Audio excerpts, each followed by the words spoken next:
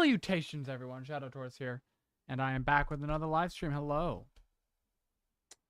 Let me just make sure everything is properly working. What is up, Crazy Grape 052? What is up, Ascended Alive? Welcome to the stream. How does my mic sound? I just want to make sure that this time at the start of the stream, it's picking up my proper mic, not my webcam mic that I have here. Is it picking up my proper mic? We will see. We will see. But yeah, welcome, Crazy Grape. So basically, guys, we're going to be doing something similar to last stream. I picked out a couple different power scaling videos that I saw. And I was like, hey, let's watch them, right? I've got a couple lined up here. One of them technically is not a power scaling video. It is more so a diss on power scaling, which you know. You hate to see it. You really hate to see it. So the first video we've got lined up today is how strong is Goku's dad, Bardock. And before we get this video started, I just want to let y'all know, I now have a YouTube membership program. So, you know, if you want to come support the channel, more than welcome to. Awesome, Grape. So, without further ado, guys, let's start the video. Bardock, the father of Goku. Also, really quick, I hope it's not too loud. I hope the audio's not too loud of the videos. If the audio's too loud, let me know. For a long time, was always up there in strange popularity with the legendary Super Saiyan Broly, Gogeta, Cooler, and all the other heavy hitters from the movie universe. Wait, what did he just say? Long time, was always up there in strange popularity with the legendary Super Saiyan. Oh, popularity. I thought he said strength. I was about to say, wait, what? Okay. I mean, since the programmer has made way more wild takes, so. Broly, Gogeta, Cooler, and all the other heavy hitters from the movie universes when it came down to the Dragon Ball fandom. We know this. Always being featured prominently in video games over many others for a long time, and even getting his own constructive stories that would make Raditz a bit jealous. Make Raditz a bit. You'll love to see it. Oh, it's Seth Bardock video. Yes, it is Seth Bardock video. I decided to react to this one because I figured, you know, Seth the programmer, you know, the controversial man, might as well react to what he's got. You know what I mean? He always was incredibly popular, with him getting many spin-off power-ups in crazy forms, such as him getting sent back in time from Frieza's supernova to fight Frieza's ancestor. Yeah, that was a weird movie. He literally gets sent back in time to fight Chill, Frieza's ancestor, and becomes the quote-unquote first Super Saiyan. It's really, really weird, really kind of convoluted, but, you know, it do happen. Chilled and becoming a Super Saiyan to fight him, and I'm not joking. That's actually what literally happened. He got sent back in time and fought Frieza's ancestor. I believe, arguably, I don't know how strong this Bardock is. I believe he's vaguely above King Vegeta in his base form, I think. Because I know he got a Zenkai after fighting Frieza. I think he's like, so he's definitely above King. He's definitely above 10,000. But I have no idea how strong he'd be at this point. Original Super Saiyan, or becoming a masked timeline slaying demon henchman named Timebreaker Bardock, which used to be my old avatar, and he's gotten a lot of alternate media and attention outside of the main story, but he has almost never gotten any main timeline respect outside of one little manga panel in the Frieza saga of him battered and beaten, facing. Yeah, what's really funny is the fact that Bardock only, from what I remember, only ever really appears once in the main manga, and that is in this panel. It's actually very interesting, and I think does a bit of a disservice to Bardock, because Bardock is kind of goated as fuck. Off against Frieza alone at the extinction of the Saiyan race, until now in Dragon Ball Super, with Dragon Ball Minus, Dragon Ball Super Broly, and Dragon Ball Super's manga sort of expanding what we actually know about him, especially in the manga version. Yeah, so the manga of Dragon Ball Super really, really hypes the fuck out of Bardock. Like, he's able to fight a younger Gas. He's able to, like, you know, wipe out the Ceruleans with a couple other Saiyans. I mean, Bardock, like, they literally just make Bardock to be, like, absolutely wild. Like, just completely nuts. You know? Where we finally can look into the soul of Bardock and what makes him tick as a person and Mm-hmm. fighter for really the first time in canon ever, and basically learning this is where Goku got those hands from. I don't know about that. I don't know about that. Goku got his hands from quite a few, like, goats, like Master Roshi, Grandpa Gohan. But we'll see. For the longest time, Bardock's main appearance and power set was from what we learned in the Bardock Yep. Father of Goku special, released all the way back in 1990. Is this a power scale? This seems like more of an informational video. With this depiction even being the version we saw in Frieza's one-panel flashback. During this special, we learned that even though Bardock is a low-class fighter, he can take on Frieza's elites, and is notoriously noted. Oh, what was that? What was we that saw in scan Frieza's that one-panel he brought up? flashback. During this, To be honest, I haven't thought about that far, but Bardock is a low-class warrior. Even saying all that, almost all Saiyans were low-class warriors. There were only 10 mid-class warriors, and when you get to the elite warriors, there's only King Vegeta and Prince Vegeta. Bardock is in the upper ranks, so as far as low-class warriors, he isn't able to become a mid-class warrior. Rank is determined by innate latent battle power. If naturally their battle power rises greatly afterwards, they can be promoted. Okay, so Bardock at this point, and real quick, I want to explain something about Saiyans, right? Almost all the Saiyans, as stated here, are low-class warriors, you know? A lot of people seem to think that Saiyans have low potential. I know my friend, Jaden, believes that Saiyans have low potential. Now, his logic behind this is, oh, Nappa, even after, like, Nappa and Vegeta, after conquering planets for, like, years, decades even, were not able to, like, grow past, like, the thousands, right? But you gotta remember, if I remember correctly, the Frieza Force only employs, like, the strongest of the planets they conquer. And even Raditz, who was, like, at birth, it was stated here, I think I've got the statement, but it was stated that Raditz at birth had a high level battle power, like an upper rank battle power. But because he never really trained and didn't get what is it called? Zenkais, and didn't really test his combat strength, he ended up stagnating at a power level of 1500 and thus was a low class warrior. I have that scanned somewhere. Hold on. I think I have a DMs with my friend. Hold on.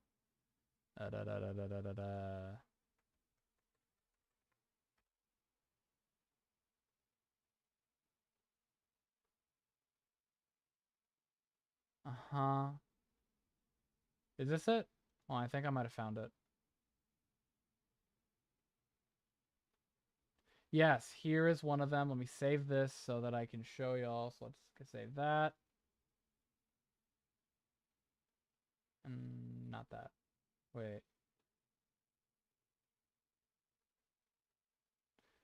Yeah, here it is. Found it. So I wanted to show you guys this because this is really interesting. This is actually confusing how low to mid class works to me. Oh, I got you. Watch this, okay?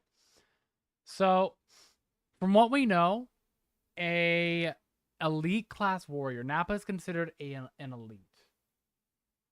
Nappa has a power level of 4,000. So the best we can infer is that to be an elite class Saiyan, you need to be, well, I wouldn't even say 4,000 because it even states the only elites were Vegeta and King Vegeta, Prince Vegeta and King Vegeta. And so that would mean that potentially 4,000 like a mid-class Saiyan. Though again, if we look at the special, what was it? Nappa was not training. He was assigned to Prince Vegeta. Now let me show you this this thing. Hold on. Let me show you this. Cuz this is really interesting. It's going to be not as high quality. But look at this. Take a look at this. Okay. Oh, crap. Okay. This right here. Let's expand it a little bit. It's going to be a little hard to read. A baby battle power is measured as soon as they are born. If their number passes a certain standard, they are considered upper level warriors and are immediately raised as combat candidates. On the other hand, those whose numbers remain low even after a certain amount of time has passed are regarded as low-level warriors and are sent out as infiltrator babies. Skip ahead a little bit. Raditz was an upper-level warrior assigned to the same group as Nappa as a proper combatant. Before long, Vegeta was added to the group too. So, what does this mean? This means at birth, Raditz, comparative to most other Saiyans, had a high battle power. So then why does later on it says, Raditz was, deemed the lowest of the low? Because he doesn't train and because he doesn't he's a bitch. He's way too cautious. He doesn't live for the fight. He doesn't live for the test. So that's why Raditz was so weak. Sorry, I need to explain that because a lot of people just you'd be shocked that there are people out there who thinks like Saiyans on average have low potential when there's nothing that even remotely hints to that. Special, we learned that even though Bardock is a low-class fighter, he can take on Frieza's elites and is notoriously noted for having a power level of approaching 10,000. That was after his Zenkai. Bardock's actual power level was probably in the upper lower ends, maybe the mid-class Saiyans. The reason why is because even the weakest of Frieza's henchmen, even the weakest of the people in the Frieza Force have a power of the soldiers, the fighters in the Frieza Force have a baseline power level of 1500. So his power level should be above 1500. This level of 10,000 is pretty much spammed in every single piece of material showing him ever since, and sort of became his official or unofficial fandom number. Even in the more modern Dragon Ball Z Kakarot, his power level of 10,000 is noted, making him able to basically destroy Nappa and base Saiyan Saga Goku at the same time and basically in one hit. But not enough for him to take on the likes of Prince Vegeta. And this is interesting since Nappa is considered a mid-class Saiyan and most modern material and even an elite in some older. Why? Okay. That wasn't Insane Zenkai boost? No, you don't even know the half of it. That wasn't just the Zenkai boost. You forget. Saiyans can adapt. Nappa went from 4,000 to 8,000 or around 8,000 inside of Goku. As he goes from getting bullied by base Goku to actually fighting relative to base Goku. Also, that Zenkai is nothing. Goku on Namek received a 33 times Zenkai increase. He went from 90,000 to 3 million. It was actually Zenkais can be really fucking dumb. Zenkais for Saiyans are either, you get incrementally stronger, you go from 18,000, 24,000, or you get magnitude stronger. Zenkais are fucking wild. Translations, although nowadays an Elite Saiyan only applies to King and Prince Vegeta, with it possibly applying to Gohan in some guides and definitely, though unofficially, to Broly. This elite concept for Nappa was amended with Vegeta being a super elite for most of the time, with Bardock never reaching the level of a mid-class Saiyan, which even Raditz apparently allegedly did, with Raditz being stated to move up to the level. Was an upper war assigned to the same team? Okay, I already explained this. This is actually false information. No, this is wrong. This is wrong. Okay, let me show you the scan I'm talking about that explains that Raditz is kind of bitch made. Okay, where is it? Let me get this image. Okay, Raditz is bitch made. Here we go. This is from the 4th Kaizenshu, if I remember correctly. Fuck, hold on. Didn't mean to go there. Okay, perfect. This is from the 4th Kaizenshu. Goku's true older brother, Bardock's eldest son. He was raised as a pureblood Saiyan and has a heartless personality. Born as a lowest level warrior, he lacks experience in fighting to the death against strong opponents. With his battle power is the lowest level for a Saiyan. He hasn't strengthened the weak spot of his tail, and is calling him Weakling Raditz by his comrades. Now, it is a little weird, and I'll explain some a small inconsistency with this. The guide that I brought up, or the statement from Akira Toriyama that I brought up, was that Raditz had a naturally high power level born. He had a high power level at birth. This one says born as the lowest level warrior, so it's a little weird. I don't believe that mid class. I agree. I don't think that a power level of 1200 is mid class. Why? Because in the Frieza Force, even the weakest combative members of the Frieza Force have a power level of 1500. I actually think I can find that scan. Hold on. Because I'm in a couple Dragon Ball scan servers. Let me see what I can dig up for y'all. I got y'all. I got y'all. I will do my best to dig up what I can. Hold on, let me see. Namek Saga. Anything regarding the Frieza Force. I'm not seeing anything as of currently.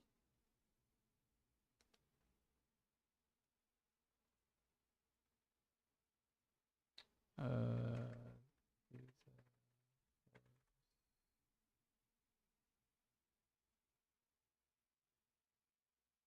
I don't really. Wow, nothing. Just nothing. Are you serious? Is there like actually like nothing? Wow, I can't find anything. That's crazy. What's good? Welcome everybody. Welcome everybody. But yeah, I'll try to find the scan eventually. But from what I understand, even the weakest amongst the Frieza Force are like 1500. So, and we know Saiyans are like touted in lore as like some of the best combatants in the universe. Like they like Saiyans have some crazy hype statements. Like they have some actual like crazy hype statements.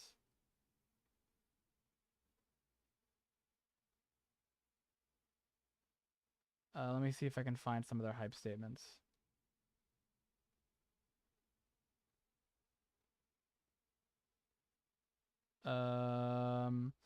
In the Jump Anime Library 1, Dragon Ball Z Movie 12, the Saiyans are said to be the most dangerous warrior race in the galaxy.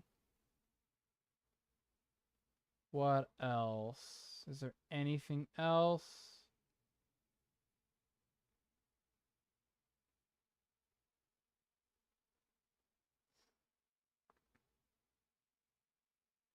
I don't see anything else currently. I'll have to do more. I'll have to really, really look. But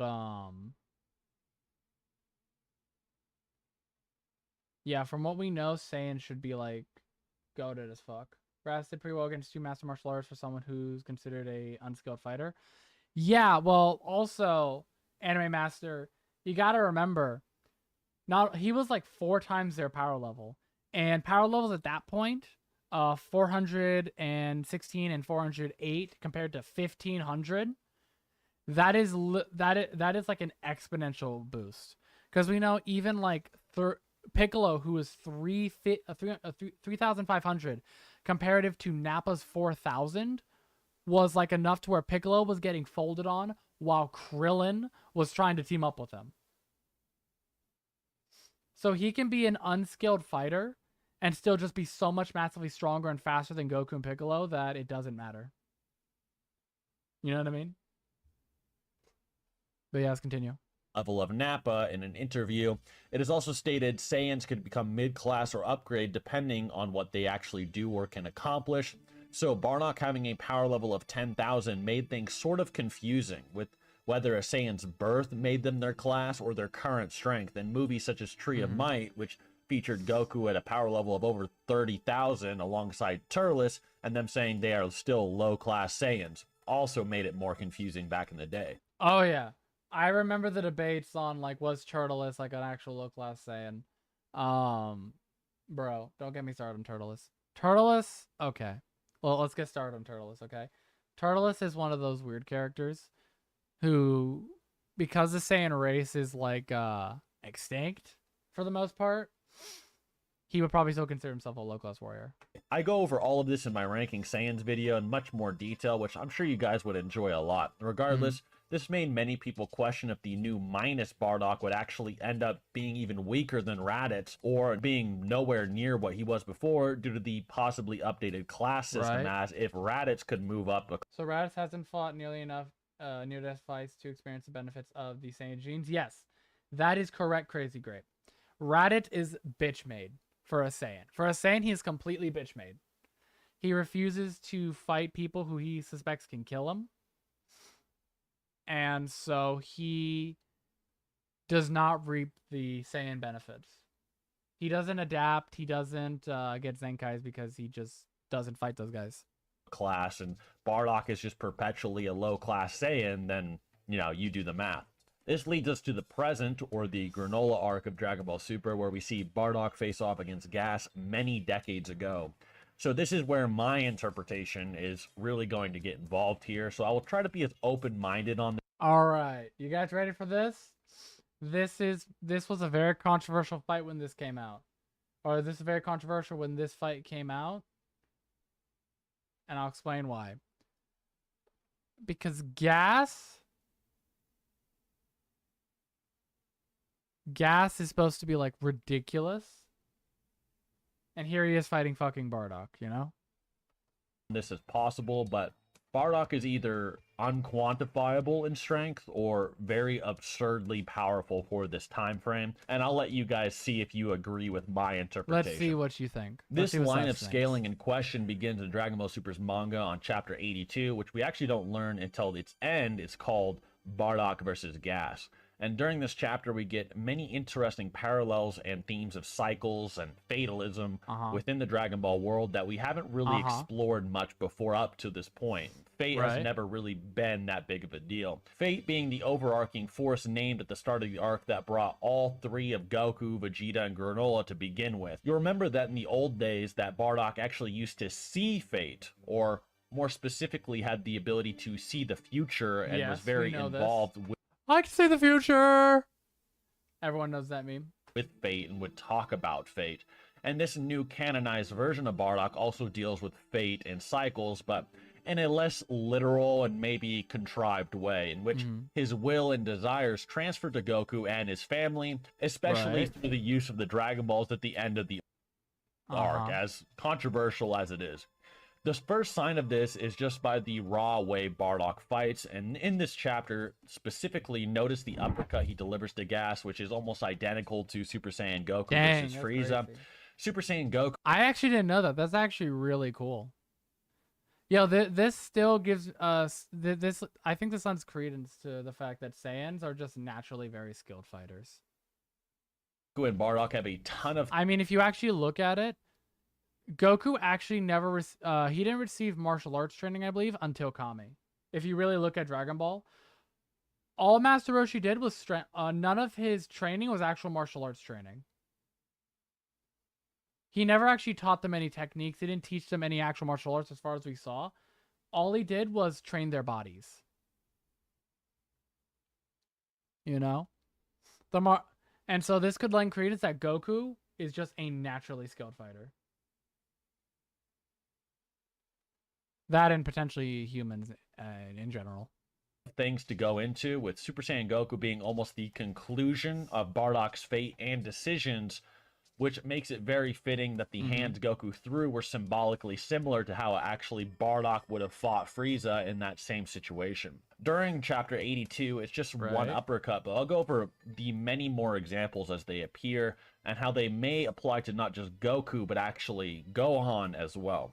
And perhaps something even more further and intrinsic, such as an instinct that all of Bardock's line would actually inherit if they dive deep enough into themselves. Regardless, though, just Bardock throwing hands with... Yo, I got a question. What kind of yap session is this? What level, what yapathon are we listening to? What is all this yapping? This is a lot of yapping. I'm not even gonna front. Base Gas normally actually convinces Gas that Bardock was a powerful fighter and that they were perhaps wrong that only low-class fighters were actually sent to the planet. This may be indicative that Bardock, at the very least, had a hidden battle prowess about him that he doesn't really care to brag about or doesn't tell anyone, or his true powers come out in life and death combat one-on-one situations that aren't normally calculable or seeable through a generic scouter reading. What's weird though is that Gas actually makes this judgment on Bardock's status very calmly, as an entire combo Bardock throws at him doesn't even damage or scratch him whatsoever, showing that Gas not only believes he is above low-class Saiyans by a high degree, but above possibly even mid-class, to the point that them not even being able to scratch him doesn't. We believe only low-class grunts were sent to this planet. Perhaps we were wrong, and a powerful fighter too. So Gas believes that Bardock is powerful, so this could mean that Bardock might just be kind of goated as fuck. You know, he is Bardock, so what do you expect? Shock him whatsoever.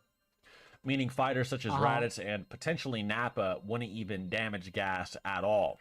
So that means if you want to use this interpretation, Bardock is vaguely above 4,000. Most likely 4,100. No, let me stop. No, but he's definitely above 4,000. The lows and mid-class stuff is starting to become clear. Raditz always made things confusing. Yeah, no, you're good. I hope my explanation has helped a bit, Crazy Grape. In Chapter 83, Bardock vs. Gas 2, Bardock throws more combos and Gas just powers up slightly, as Gas has the ability to suppress his battle power, a fact that only interests and actually excites Bardock further. It's also stated that Gas is far from full power, something that should probably be noted as probably less than even half, more akin to Frieza toying around. Yeah. So anyone who says Bardock scales the Gas, no, he doesn't. As far as I'm aware, no, he doesn't. With Goku when they first started fighting, as usually fighters at half power are more serious or threatened.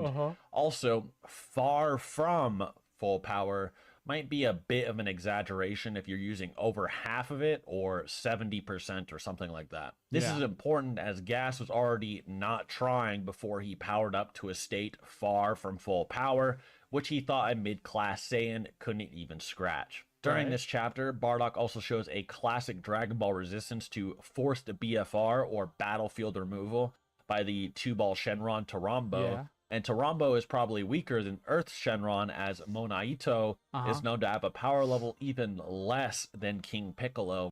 Dang, that power level's low as hell. 213? Yo, that's like substantially weaker than even Kami. Like, Kami's about, like, Kami is a one-shot difference from King Piccolo. Like, he like legitimately one-shots King Piccolo. That's how crazy Kami is.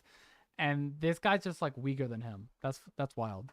At least in present times, with Bardock measuring Monaito's power level to be 213 when serious. This is even less than post-time skip Saiyan Saga Kami, who many don't know actually got weaker, was at 220 in V-Jump, which made him less than 22nd and 23rd Budokai Kami, who could easily flick away while not even trying a Goku stronger than King Piccolo. Yep, that was a post-King Piccolo fight Goku. That was a Zenkai Goku. That's how kind of crazy he is. Who had a power level of 260. This means that characters weaker than a power level of 213, and probably even weaker than Bardock in general, can't teleport him places against his will. This is a very underestimated and under-talked about hacks that Saiyans possess that I actually quite appreciate. It's not even that just Saiyans have. I think just everyone has in Dragon Ball. And it just makes sense that if you're stronger than somebody in Dragon Ball, for the most part, hacks tend to not affect you if you're just stronger than them. You know? There are certain exceptions to this, but for the most part, yeah. This would basically apply to characters, say, such as Naruto, Sasuke, Uchiha as an example, where he possesses an ability where he can use his eye to teleport or switch objects with himself and another person or whatever. If you believe Sasuke is weaker than Bardock, then he could never teleport Bardock around with these Renegon eye abilities. That's actually a really funny argument, and it does kind of make sense, as characters in Dragon Ball have shown that you can just resist it. It's funny as hell. Something like that. Of course, this is only if you believe that Sasuke is weaker than Bardock, but this video is not about that. That is just an example. That is if you believe Sasuke is weaker than Bardock. It depends on what interpretation of Sasuke you use. If you believe Naruto higher ends are only planetary, then yeah, Bardock would probably scale above him. If you believe they're higher, then definitely not. hypothetically. Eventually, after much more fighting and Gas getting more Right? serious, Bardock says a Saiyan would rather die than run from an enemy. And this is exactly what Super Saiyan Goku does against Frieza This on is true. Namek, where Goku would rather defeat Frieza and then explode than just run away and fight him another day. Yup. This is an ingrained instinct that Bardock actually passed down to him, that Bardock is trying to teach the older Goku to keep in his heart, Yep. which eventually allows him to awaken his own instincts. As even in Original Z, Goku only used that level of Saiyan Sasuke, instinct one time. Hold on. Yeah, basically, if Goku's stronger than you, for the most part, his hacks, he could just tell you no. Very obviously. Even though Gas is way stronger than Bardock, at least in Chapter 83, he wishes to fight him and Well, okay, let me rephrase that. It's not just because if your hacks can affect people stronger than you, and you've been able to affect people who are stronger than the person you're fighting. Let's say Goku. Let's say you have a hack ability that can affect people on a 5th dimensional level, and you only scale Goku to 4th dimensional. Well, then those hacks are going to affect Goku. You know what I mean? That's just kind of how it rolls. Until he wins. Even Bardock getting slammed around in the scene is just like Goku getting slammed around by Grandpa Gohan, where Gas is basically using Bardock's tail to fling him around, just as Grandpa Gohan used to fling Goku around by his tail. However, unlike Goku, Bardock has trained his tail and has honed his instinct and is a true Saiyan warrior, unlike Goku at the time. Yeah, that's tough. It's at this point that Gas goes, Yo, what is up? Aetherius Primordial, welcome. Welcome to the chat. If a 4 times difference is too big of a gap, early Z Goku skill to overcome, then DBS Goku DBS Goku had insane. DBS Goku was living SSF of pure skill, which should be 59 gap or less. You could potentially argue it might be higher than 50 times.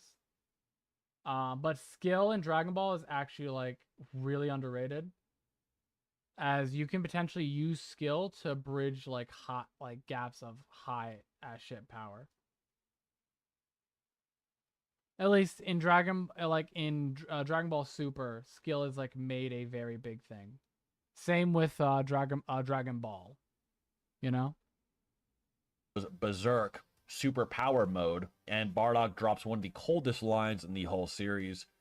What sort of idiot would think about anything less than victory and a life and death battle? Mm-hmm. After this happens, it is described by Gas that Bardock is in a state other than Great Ape. Something or some type of change has greatly influenced his battle power, akin to a boost or a type of transformation, which is why I called this video Instinct Bardock, as it doesn't have an official name, but it's even described by another wise combatant in the series that even has the ability to suppress his battle power, which, if you remember, Captain Ginyu being able to do that was noted as an impressive scenario. Geez, so Bardock unlocked Ikari? Bardock has his own fucking version of Ikari. That's hilarious. Yeah, that's actually really funny. And even notes that Goku being able to do it is advanced. So Gas, with an advanced perception on the series and combatants and able to transform himself, calls it a transformation or a state. You Saiyans have no ascended states besides the Great Ape. So yeah, so there's a couple ways you can interpret this. No getting a debate, but Sasuke's Rinnegan does work on people that are even stronger than him, so it's flimsy to say that Goku could just say no. It depends on how strong the people he's affected with his Rinnegan are. It depends on how strong you want to believe like people like Kaguya, people like Momoshiki and such are.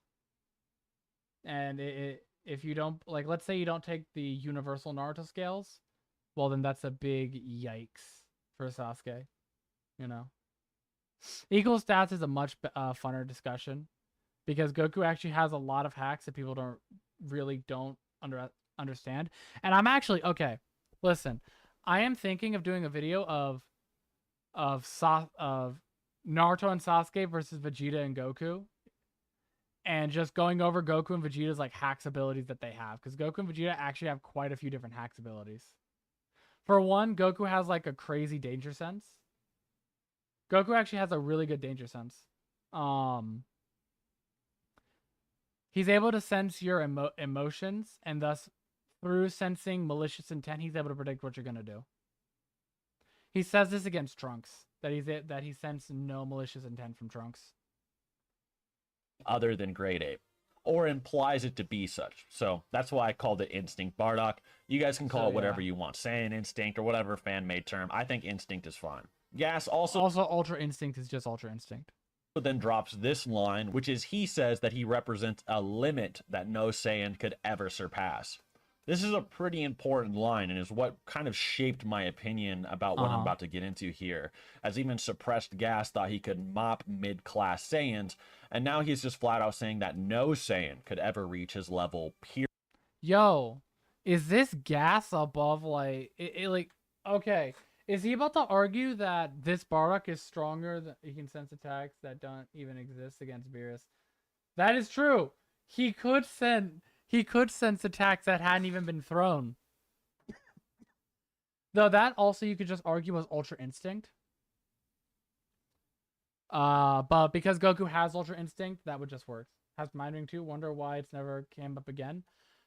You could argue that Goku will only ever use Mind Ring once, so it's like weird.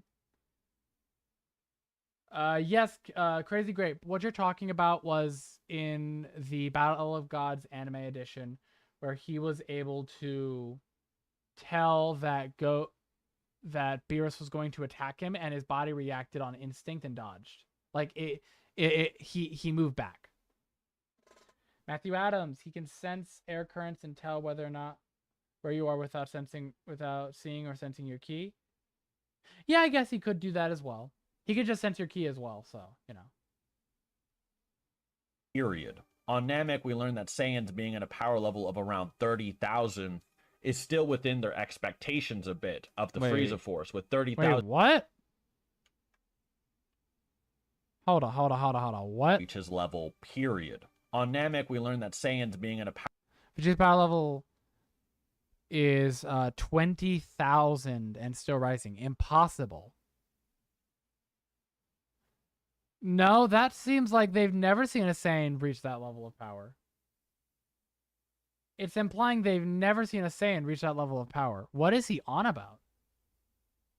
Yo, chat, am I reading this right? Am I stupid?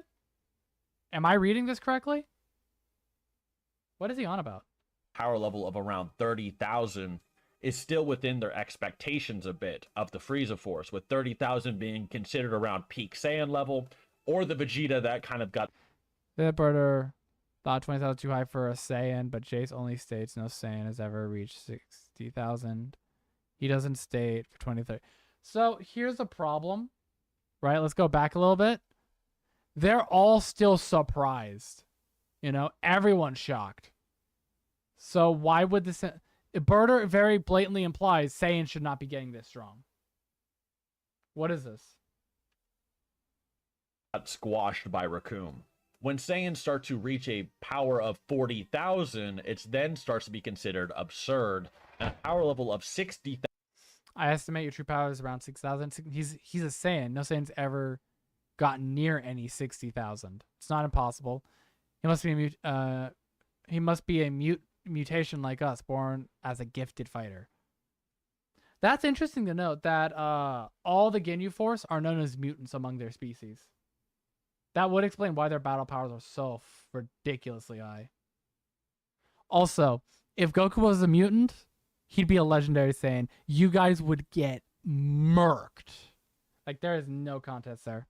1,000 is considered actually a level of mutant by Captain Ginyu and Jace, in which all of the Ginyu Force are considered mutants of their species that have abnormally high power levels. So 60,000 would be sort of a Ginyu Force, a mutant-esque Saiyan. Yo, just to give y'all an idea of that, like, even Goldo is like 10,000. So like Goldo, the weakest member of the Ginyu Force, is considered a mutant of his own species. That's kind of funny. And then you've got Birder, Jason, Recruit, who are all around the same level. I believe it's like in the 40,000s. It's like, wow. And power level, with the narrator then saying Goku was surpassing what Saiyans were even supposed to be capable of before he even landed, with him That is landing with true. a power level of 90,000. Yes, he did land with a power level of 90,000. That is still absurdly strong. Keep in mind, Krillin was 75k. Krillin was 75k after Guru awakened his potential. Yes. During their fight with Frieza, Krillin was 75k. I think he even grew stronger than that. I think he got even stronger, which is funny to hear. Considering the Saiyans went extinct a long time ago, I do believe the Ginyu Force is saying 30 to 50,000 should probably be where a peak Saiyan or a peak Saiyan's potential should really be, even then that being absurd. And if Gas holds a similar belief, then E2 is probably over this level, probably above the 50 through 60,000 range when rampaging or Yo, is he saying that Bardock is like in the 50, 60,000s? That's hilarious. Well, what's even funnier is his logic isn't even bad. I can't even say his logic's necessarily bad. I definitely don't think it's that high. I would say it's probably like, in the... But if you want to use this line of logic, I would say 20 to 30,000 might be more fair, you know? similar too. This is, of course, even worse if you think Gas is talking about great apes included, which would then, of course, be into the hundreds of Okay, if he's including great apes, then yeah, this is fucking nuts. This is absolutely insane if he's including great apes. thousands, as Saiyans can be over a level of 10,000 in base, and great apes canonically increase your battle power by 10 times. It's even worse when you consider some Saiyans can do it manually. They can actually create their own moons and do it. This conclusion is even further supported when you actually read into Toyotaro's statement and opinions about the strength of the Heaters and other characters before Gas and Granola wished to be the strongest in the universe. While the Heaters, they were quite powerful. The Heaters control parts of the galaxy after Frieza died. Wow, the Heaters are actually very powerful. That's interesting to know. In which he compares them more to Abo and Kato from the Yo Son Goku and his friends return special. Abo and Kato are Yo, are the Heaters like on first form Frieza level? That's like actually insane. Okay, what a lot of people don't realize is how insane being on like first form Frieza level is. Like, people don't really understand how impressive that actually is. A lot of the universe in Dragon Ball, if you really think about it, is kind of weak as shit, right? Because if 1500 is like considered the weakest of the Frieza Force, and the Frieza Force recruits the strongest of the planets they conquer, right? Then 530,000 is like ridiculous. That's actually fucking insane when you really think about it. Because you got to put that into perspective. You really got to put that into perspective. Are commonly compared to Frieza and face off against a rusty Goten and Trunks with their multi-form techniques. The Frieza they would be being compared to is probably base Namek Frieza, who had a power level of 530,000. As Frieza being able to transform was a strange concept that really only Zarbon knew. Zarbon being one of Frieza's closest generals, who probably was told by Frieza he could transform after showing Frieza his true form himself. And this also shocks Vegeta and was clearly secret knowledge. It is implied that Captain Ginyu also was aware in the anime version, at least, but you get the idea. Anyway, Toyotaro basically says he thinks the Heaters are above the likes of Nappa and them, and are more like in the range of the Ginyu Force or Abo and Kato before they wish to be the strong. That's crazy. So they're like in the hundreds of thousands. That's like actually very insane when you really think about it. In the universe. This is a pretty It's implied that the characters in the Granola saga may have been comparing themselves to first form Frieza just because it seems like it was the power. Yes, that is true. Plus, welcome. Plus, how you doing, sir? Welcome, sir or person of interest. Hello, welcome. Yes, that is true. You are 100% correct. It should be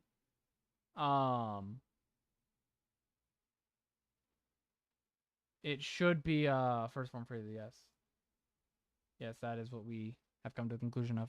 Interesting comparison, and I think this was actually intentional when you Uh-huh. realize that it lines up with the line of scaling I presented earlier. And while Toyotaro is talking about a post-time skip many decades later version of Gas and the Heaters, I don't think it's contradictory for Instinct Bardock or Berserk Gas to be that strong based on how they talk. Okay. I don't think Bardock is in the 100. I don't think he's the strongest first form Frieza. No way. My can is that just that 530,000 is such a scary number on its own. You really don't need to reveal much else to use it as effective propaganda and keep a trump card in. Yeah, that's true. Because when you really think about it, people in the Dragon Ball universe, hell, even 10, 20, 30,000's very strong. Like, up until the Namek Saga, you could count on one hand how many people had power levels that strong. Who had power level 20,000? Zarbon Dodoria. And above that, the Ginyu Force and Frieza and his dad. And the Heaters. So it's like, yeah, no. They are actually ridiculous. Like, these high levels of power are like actually ridiculous. And how strong they are all later. Also, I do just want to say this. Toyotaro, as much as I love the guy, he does straight up just read the series to take inspiration from itself, making many cameos and many references to other parts of the series, such as Fusion Zamasu making Perfect Cell scene, Moro taking a lot of iconography and things from his series I went over in many videos before. Toyotaro likes to reread the series and reference it. And throughout the entire Granola arc, especially at certain points, he is just straight up referencing the Namek and Frieza sagas. It is a direct parallel, especially with Bardock supposing to throw hands just like Super. Oh yeah, no, that fist right there is actually like crazy. That fist is wild. Yo, Granola got done dirty with that fist. Super Saiyan Goku, which is the point. It then makes you wonder, him referencing above Nappa and being Ginyu Force level, and then saying lines that the Ginyu Force also say about Goku's power, it has to be somewhat inspired. But what do you guys actually think? I mean, it is... Alright, I'll tell you what I think. I think that Bardock is probably, at absolute most, maybe in the high 30 to 40,000s. If you want to take the canon, the high 30 to 40,000s. Right, next video. What are we watching next? We're watching a video called Power Scaling is Dumb and Stupid. This person wants to try to debug power scaling. I am ready to hear him out and maybe try and refute some of his claims. Isn't the guy Bardock fought like 14? I don't remember how strong Gas was then, but Gas was a child. And he was still like ridiculously strong. Hey, you there. You look like a nerd. Frieza definitely top tier in the universe. The naturally born characters in the universe that is strong as Frieza was Beerus. No, we don't know how strong Beerus was when he was born. As far as we know, he trained to be a god of destruction. So we don't know if Beerus was born with that natural power level. The only one who has a natural battle power above Frieza that we know of is King Cold. Because King Cold scale relative to Mecha Frieza, Mecha Frieza was just objectively stated to be stronger than Frieza was on Namek. By like quite a bit. Is this you? Nah, don't lie to me. I can smell it on you. Oh no, Stan Lee statement warning. Oh lordy. I saw you buying Funko Pops. Get over here. I got something to show you. Power scaling to the human brain is what the crack cocaine that the CIA created was to predominantly black neighborhoods. Yo, what? Hold up. Broseph, Joseph what are you? Yo, that's a wild statement. Nah, could never be me. It will ruin your life. We've all asked the question, who would win in a fight? And then we would proceed to argue with our friends over which fictional character was better. Now, with the invention of the internet, we no longer have to have these fun thoughts. Starting off dark? Oh yeah, that started off like, you know. I hate you, Matthew Adams. That's a funny joke. He made a black joke and you said starting off dark. That's just shut the fuck up. That's crazy. Okay, crazy grape. You can't make that joke. Already off with a bang. You can't make that joke. Exercises with our friends. We can now argue with strangers whose entire personality is who their favorite fictional character could beat in a fight. Power scaling is dumb, and today I'm going to explain why I think that power scaling is dumb and stupid. For those Power scaling is dumb and stupid. Okay, chat. What are we thinking? What are we thinking, chat? Is power scaling dumb and stupid? Honestly, you know what? Honestly, I think I agree with this guy. You know what? Despite my entire channel being based around power scaling, you know what? Maybe it is dumb and stupid. I don't know. What do you guys think? I need some opinions from chat right now. What are we thinking, chat? I need some opinions. Those of you that know what parental love feels like, power scaling is the act of taking two fictional characters of either the same series or separate Seems like a joke video. Nuh-uh. ones, and using math, physics, and Rev says Desu mental gymnastics, seeing who would win in a fight. Now, there's a couple terms I need to teach you because I'm going to be bringing it up many times throughout this video, and if I have to suffer knowing this nerd jargon, then so do you. Feats. And I'm not talking that kind. A feat. Hey, yo, bro. Calm it down, Joseph. I don't need a grown-ass man moaning in my ear. That ain't it. In regards to power scaling is something that a character has done before that showcases their power, abilities, or techniques. Okay, that is correct. Anti-feats. Fucking stupid name. An anti-feat is a showcase of a character's failures in regards to their canon. For example, Peter Griffin being able to weave the fabric of reality by using cutaway gags. Hey Goku, this reminds me of the time your balls exploded. But losing in a fist fight with a chicken. Nah, that chicken's just six-dimensional. Nah. That chicken's just six-dimensional. Shut up. For those who don't know, you should check out my friend Dotbad's video. He made a video on how strong Peter Griffin is. Peter Griffin's actually pretty nuts because he has consistent feats of being able to like take ball shots from Family Guy's God. There's a bunch of other bullshit words that power scalers use that are just an excuse to let their okay, let's go over these one at a time. AP, attack potency, DC, destructive capacity, logical fallacies, prep time, hacks, battle IQ. How are these dumb? The chicken just like that? Yeah, the chicken's just like that. Yeah, okay, here's the thing. I don't understand if this is satire or not. Like, is this, like, does he actually mean this or is this satire? I can't tell.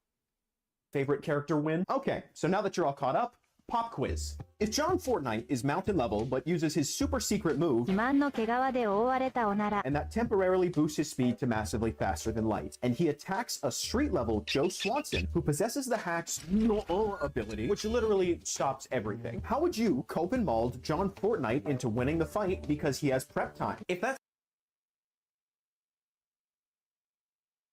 So that's not, that was a funny sentence.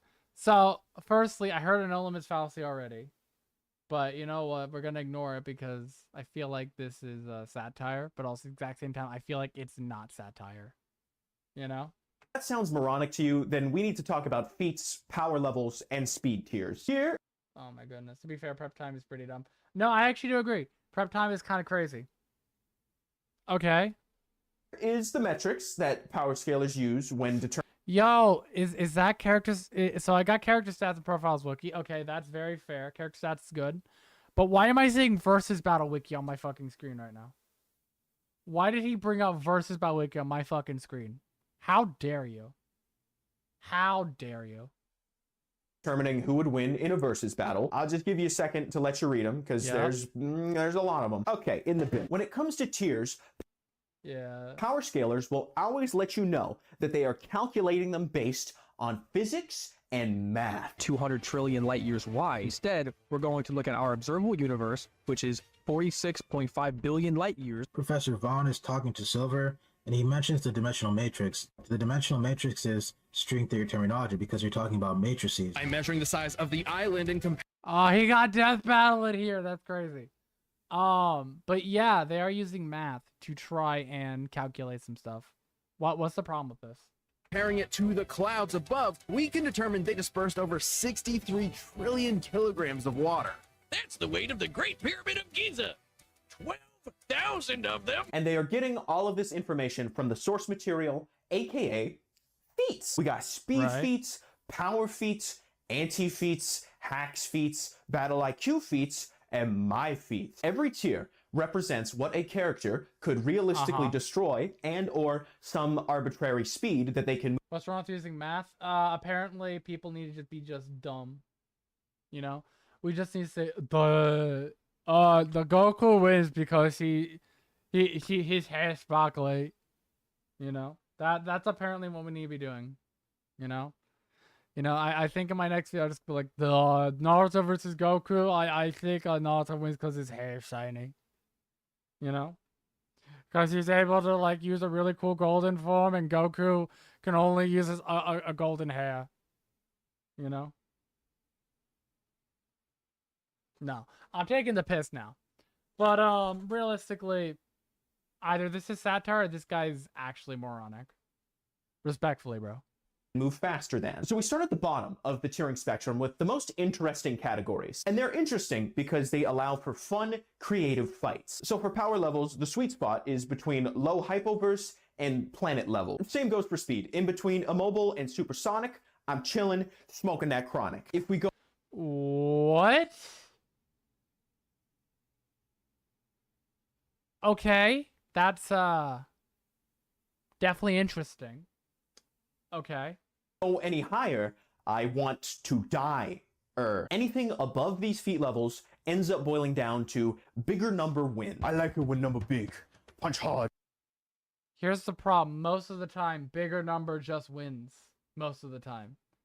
Like, if you're significantly faster and stronger than somebody, unless you've got some crazy hacks or skills, feats that allow you to keep up people which allow you to keep up people who are, like, stronger and faster than you, you're probably still going to lose. So my question is, what's the difference? It seems like he's literally just not even being semantical. He's just picking numbers that he likes. Is that not what you're saying power scalers do? Like, this is like kind of hypocritical. Not kind of, this is pretty hypocritical. Run fast. Be strong. You're telling me that Superman could destroy a multiverse? Well, Edgy Anime Boy 13, he can destroy a super mega giga ultra hyper omniverse. That depends on which one. I kind of agree with using stuff like multiverse. Like, it gets boring, so it's getting boring at Gax. I can see that. Yeah, I do kind of agree to an extent. Once you get like to like the dimensional tiering, it can just boil down to this person has higher numbers, so they win. So I do agree to an extent. Power scaling does just help you understand the story better. Yeah, to a degree, yeah, I agree with that. Man, this sucks. Breaking Bad really fell off. Checkmate, liberals. Now, I hate every single type of fan power scaling, whether it be within the same series or cross universes, because the majority of power scalers' mothers drank while pregnant. If I were to scale them, yo, that's kind of wild. An anti-feat would be reading comprehension. In regards to cross-universe battles, the author did not write their story with power scaling in mind. The author... Does he not... does he not understand what every series with any level of combat typically has power scaling? A character winning a fight typically is power scaling. A character being able to survive a hit from another character, that is power scaling. Every author has power scaling in mind when they write fight scenes. Or when they have their characters do feats. Example, Kratos, God of War. He was able to flip the entirety of that one building. I forget, not a building. It wasn't a building. It was a part of the gate that the bridge they were using to travel between the worlds. But no, most authors, most mangaka, and most comic book writers have power scaling in mind. So no, this is just wrong. author doesn't care if their characters could beat Goku because Goku is not in their story. Does Walter White scale above Gojo with prep time? No. Hey, Mr. White, you take the amplified and the reversal and use it to create imaginary mass. Imaginary technique. Hollow Pinkman. Bitch. All of these versus fight channels that you get your opinions from. Yo, he put Seth the programmer on here, even though that motherfucker is so inactive. That's crazy. Nah, Seth the programmer is actually like really inactive, but I can't talk shit. I only post. I don't post as often as I should, as often as I used to. I apologize about that. Temple. I just think this is Mauled. This is Cope. Maybe he wants to be power scaler, but he's not. But he doesn't quite understand it. So he's just coping. Who knows? Because let's be honest, most power scalers have not seen the source material. Hyperfocus. Most power scalers are not. So the amount of times I've read through Dragon Ball, Naruto, One Piece. No, not One Piece. One Piece is fucking long. I've actually only read through One Piece once. Because I'm still reading through One Piece. Because One Piece is still releasing.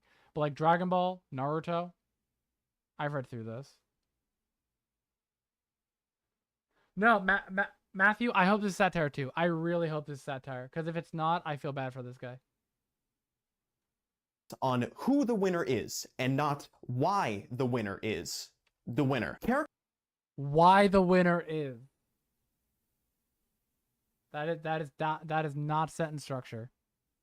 Characters are strong because of what they are, not what they do. Take Single Strike Man, for example. Saitama, by all accounts, is a gag character. His bit is...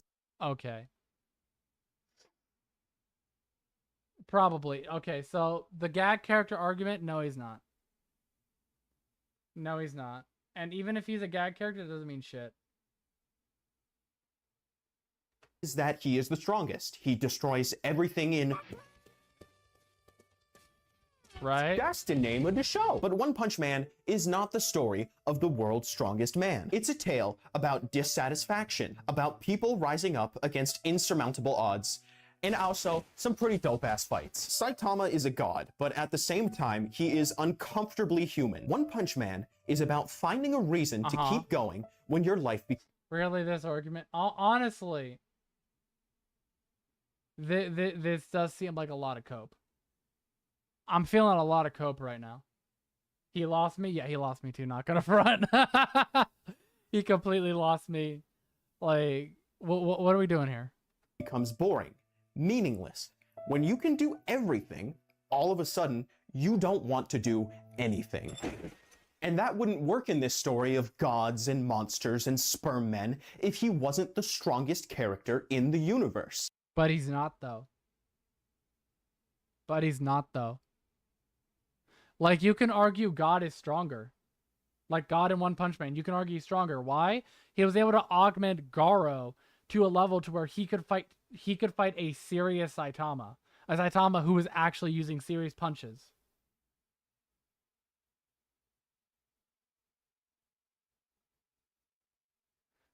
This guy's a hypocrite. His gag is that he beats opponents in one punch. He fails to do it multiple times. Yeah, that's true. He doesn't even one-shot Garo. Garo, Boros. Who else? Garo, Boros. He beat Orochi in one punch. I think Garo and Boros are the only ones he didn't beat in one punch, as far as I'm aware. But yeah, guy's hypocrite. Said power scales don't watch the show, but bro said Saitama wins every fight in one punch like Garo. Yeah, that's true. This guy's watch comprehension needs to be studied. Does this guy have any watch comprehension? No, I'm giving him shit because he said power scales don't have reading comprehension. Oh shit. Using feats as a way to determine one's power is inherently flawed because the authors did not put those characters in those situations to be scaled. Garlu took Saitama's full power, serious punch, and lived. Here's the thing, right? So the problem with this is the fact that he doesn't understand what power scaling is. He understands the toxic side of power scaling and the shit part where people will call you, like, you know, slurs and shit. You know, I want to say 2017 to 2019 time power scaling. But it's like power scaling's in everything. Every story you read has power. If there's combat in that story, there's power scaling in that story. You know, it's like, what?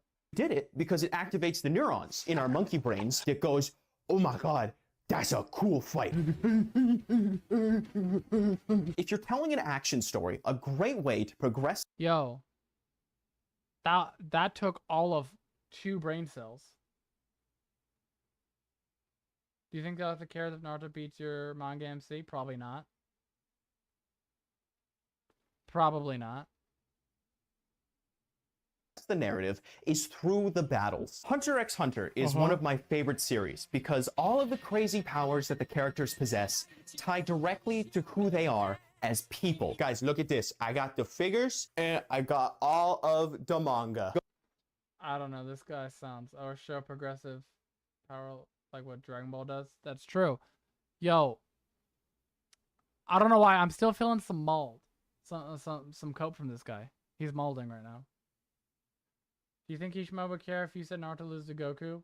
You know, I actually think he'd care a lot. Actually, I think he'd like punch you in the face if you said, you know, Goku beat Naruto. That's a joke, by the way. For those who don't know, that was sarcasm. No, he doesn't fucking care. Because I don't care if you say Goku loses to Naruto, or if you say Naruto loses to Goku. I don't give a shit.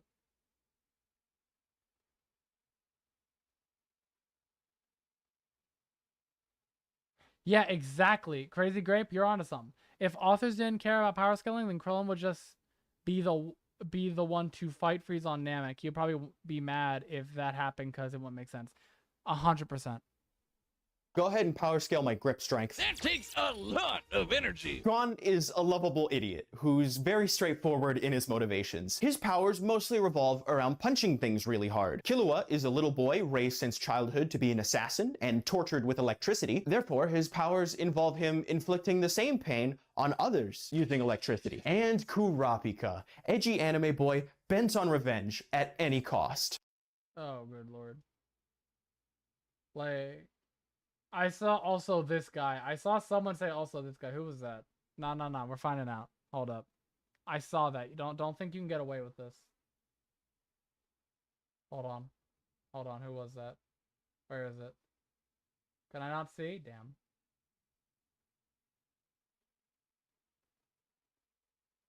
I saw you. You know, I see you. Why is my, what the hell? Hold on. So my YouTube studio has decided to just shit itself. Love it. All right, we're back. Sorry about that. But yeah. Anyways, continuing on. Except for his friends. He's also hyper intelligent and I don't think Killua was specifically tortured with electricity. He developed like a high immunity. He developed like a high level resistance to it. He was actually like specifically tortured a lot with electricity.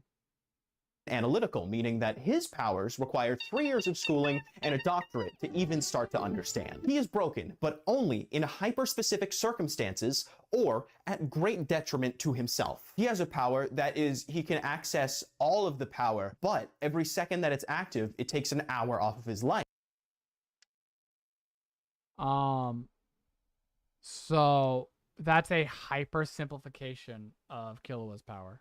Not Killua, fucking Kurapika. That is a hyper simplification.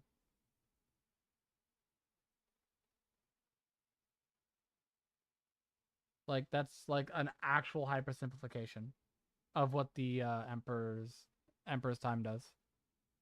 He can bind anybody in unbreakable chains that nullify their ability, but if he uses it on anyone but the 12 people he wants revenge on, then it will kill him. Kurapika wins because he is so driven by anger that he doesn't care about his own life. He will throw it away in pursuit of his goals. Nen as a power system is so good because it allows so much expression of character. Is that a spoiler? I didn't read the manga. Yes and no. Not really. You find it out in like the second arc of the series. So it's not really like It's not really like a big spoiler. Through battles. It also has an insane amount of rules, and it wouldn't work if you removed a character from Hunter x Hunter and put them up against another power system. It's not designed. No, you can. You can still do that.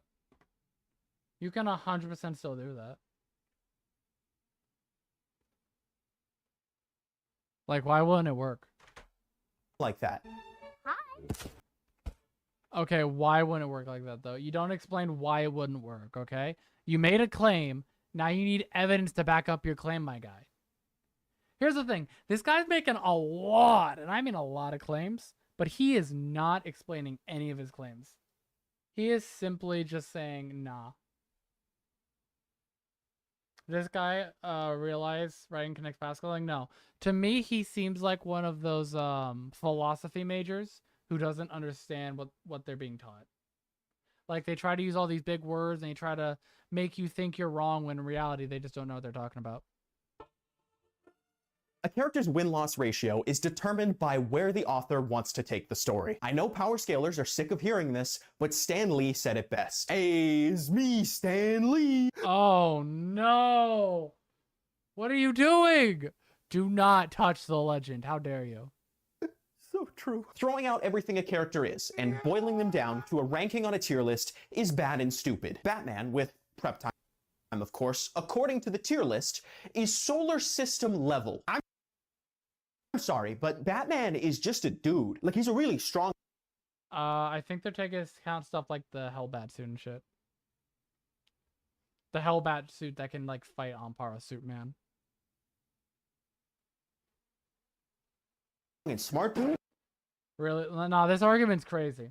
This argument is actually crazy because it's so stupid. We called it? Yeah. Honestly, shoutouts to fucking Crazy Grape for calling it. Holy crap. Crazy Grape, you're goated. Crazy Grape, you are really goated. Can I get a W in the chat for Crazy Grape? Let's get this man a W in the chat. Let that man rest, please? Nah.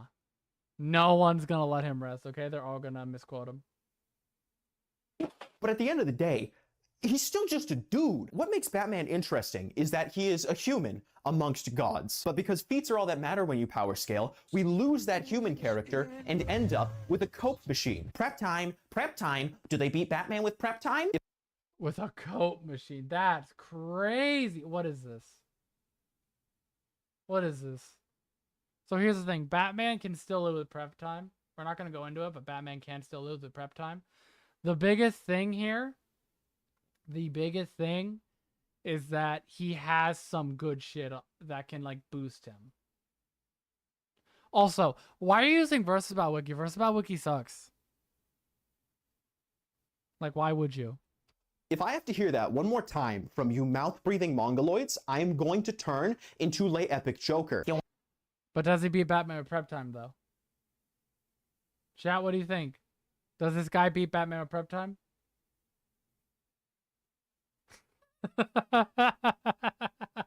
I'm such a prick for that. Oh, I'm an asshole for that. I want to know how I got AIDS. Now, you will hear the word prep time in reference to Batman a lot because... Gross DC scaling. DC scaling's wild. I'm not the biggest fan of DC scaling. There's so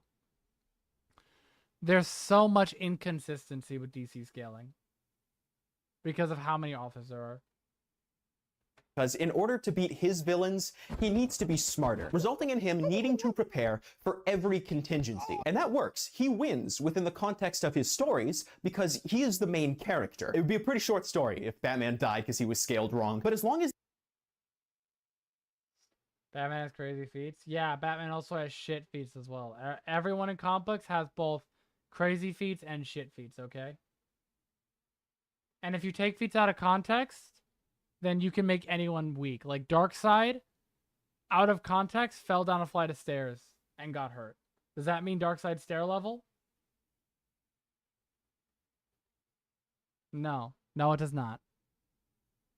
These feats and prep time stays consistent within his stories, it works. Batman beats Superman because it's awesome. And it's because the story in which this is told is not about who's stronger or your favorite or who can go 80,000 mega shits. So a lot of story. So I don't mean to let you know, bro, but there are a good few Batman and Superman comic books that literally revolve around them fighting, and both of them like either one winning. Per second when scaled correctly. It's a battle of ideals. If we used power scaling logic and real-world physics to determine this fight, Batman 11 out of 10 times becomes a small bloody bat stage. If we're not emotionally invested, Unless he has the Hellbat suit.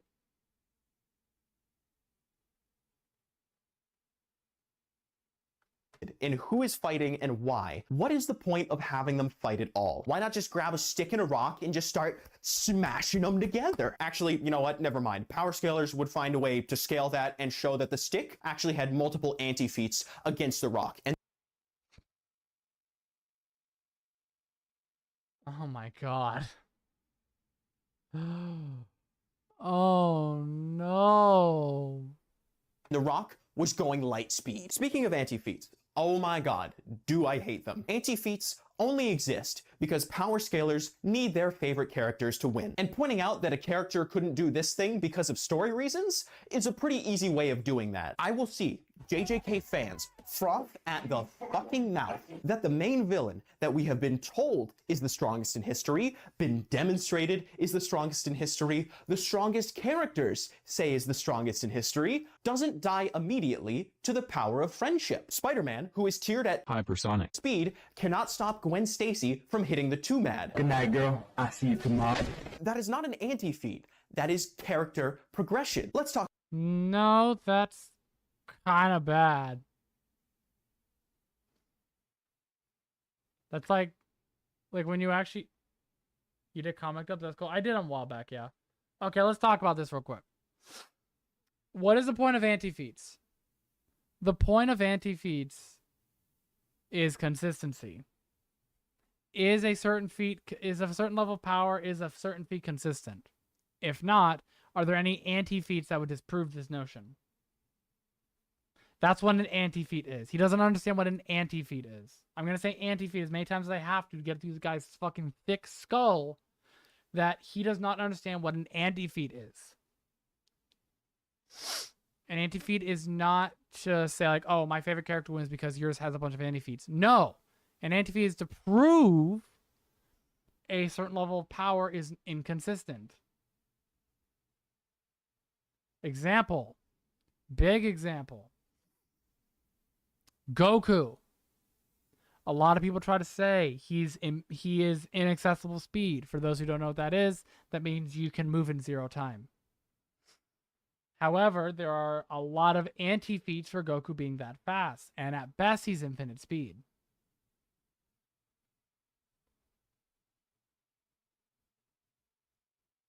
Nah, this guy's it's crazy. He did catch Gwen, but stopping her suddenly is what caused her spine to snap. Yeah, like he did catch her, but she came to a very sudden stop.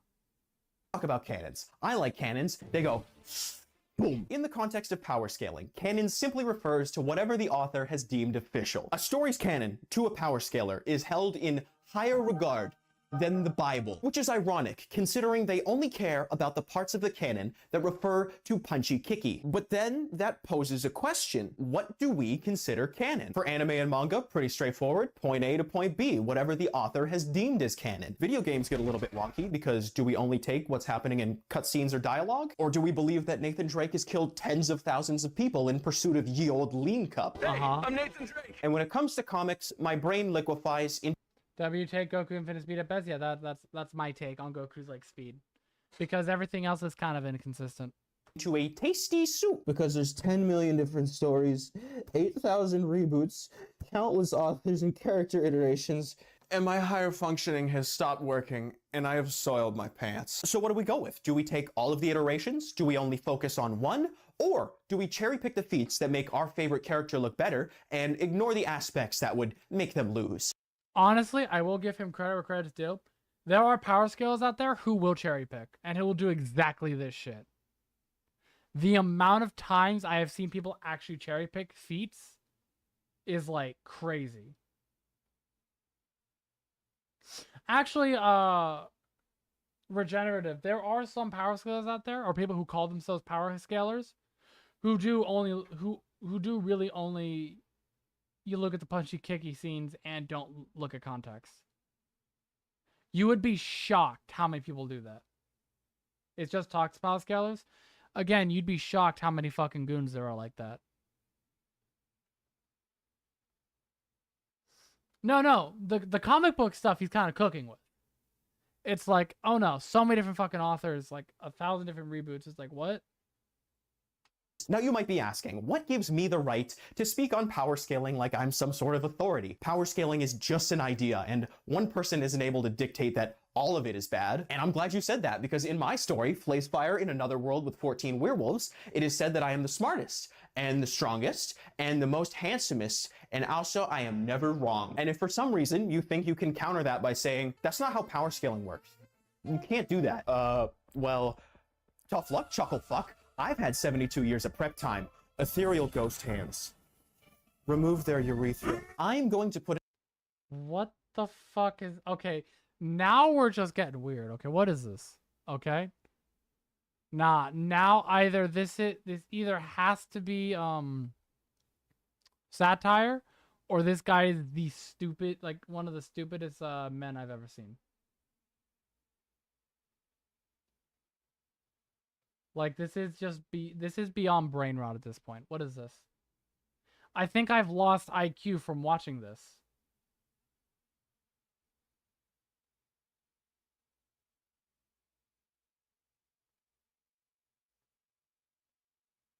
Nah, Matthew, you 100% correct. That caught me mad off guard. I was like, huh? Huh? You know?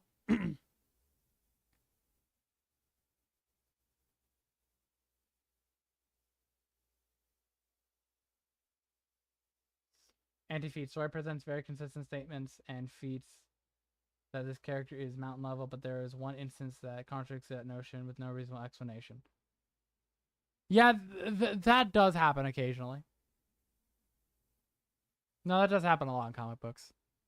Put an end to the power scaling debate forever and finally decide who is the strongest character in fictional history. You are going to hate me because it's true, but based on all of the feats, all of the canon that you power scalers hold so dear, the strongest character in history is John Fortnite. He has survived black holes that have destroyed reality on a multiversal scale, was instrumental in the defeat of entities the likes of which Gojo, Superman, Mr. Beast were incapable of beating on their own. When all of these multiversal, faster than light... Actually, what's really funny, what a lot of people are gonna hate, is John Fortnite actually, I think, has some good scaling in Fortnite. Fortnite's cosmology is actually pretty fucking wild.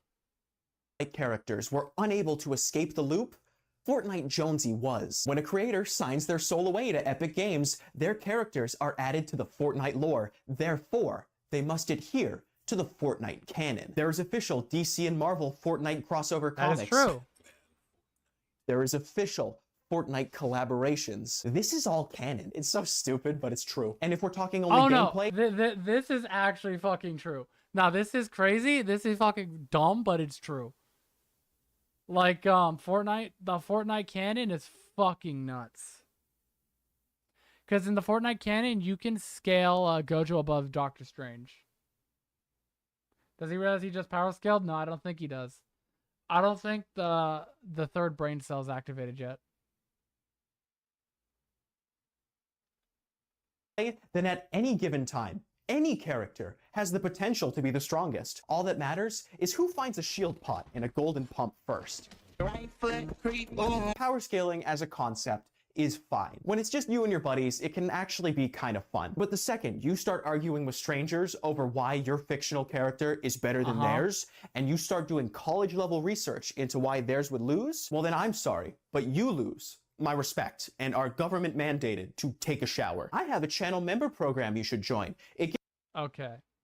Since he's advertising it, yo guys, I got a channel membership you should join now. But yeah, he doesn't awaken his third eye. But yeah, I have a YouTube membership program now. But that's why I got to call the stream here, because I actually got to do some shit. I wanted to just get a little stream out of the way. You know, because I'm trying to stream more, you know. But anyway, thank you all for joining me. If you did like the stream, make sure to like, comment, subscribe. Check out my membership program. We have a Discord that you can talk to me and